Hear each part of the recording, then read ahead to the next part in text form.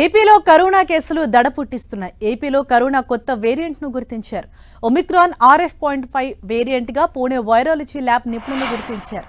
కడప జిల్లాకు చెందిన 4 కరోనా నమూనాల జీనోమ్ సీక్వెన్స్ లో ఒమిక్రాన్ RF.5 సబ్ వేరియంట్ ను గుర్తించారు. దీంతో రాష్ట్రంలో ఇప్పటివరకు మొత్తం 16 కరోనా కేసులు నమోదయ్యాయి. తాజా పరిస్థితిపై ఆరోగ్య శాఖ నిరంతరం పర్యవేక్షణ కొనసాగిస్తోందని మంత్రి సత్యకుమార్ తెలిపారు. అన్ని ప్రభుత్వ ఆసుపత్రులను అప్రమత్తం చేశామన్నారు. అవసరమైన పడకలు, పరీక్షా కిట్లు, చికిత్సా సదుపాయాలతో పూర్తి స్థాయిలో సిద్ధంగా ఉంచామన్నారు.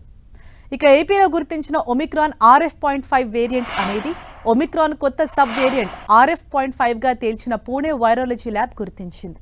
ఇతర ఒమిక్రాన్ వేరియంట్ల కంటే ప్రమాదకరమైన ఆధారాలు లేవని పేర్కొన్నారు. సింగపూర్తో పాటు ఆగ్నేయాసియాలో RF.5 కేసులు ఎక్కువగా నమోదవుతున్నాయి. ఈ లక్షణాలు ఉన్న వారిలో గొంతు నొప్పి, దగ్గు, జ్వరం ప్రధాన లక్షణాలుగా ఉంటాయన్నారు. అలాగే తలనొప్పి, అలసట, శరీర నొప్పులు కూడా కొత్త వేరియంట్ లక్షణాలే అన్నారు. అయితే ప్రజలు ఆందోళన చెందొద్దని, అప్రమత్తతతో ఉండాలని వైద్యారోగ్య శాఖ మంత్రి సత్యకుమార్ తెలిపారు. మరోవైపు నెల్లూరు జిల్లా వెంకటాచల మండలం నిడుగుంటపాలెంలో 3 ఏళ్ల బాలుడికి కరోనా నిర్ధారణ అయింది. బాలుడికి క్యాన్సర్ వ్యాధి ఉండటంతో పుదుచ్చేరిలో చికిత్స కొనసాగుతోంది.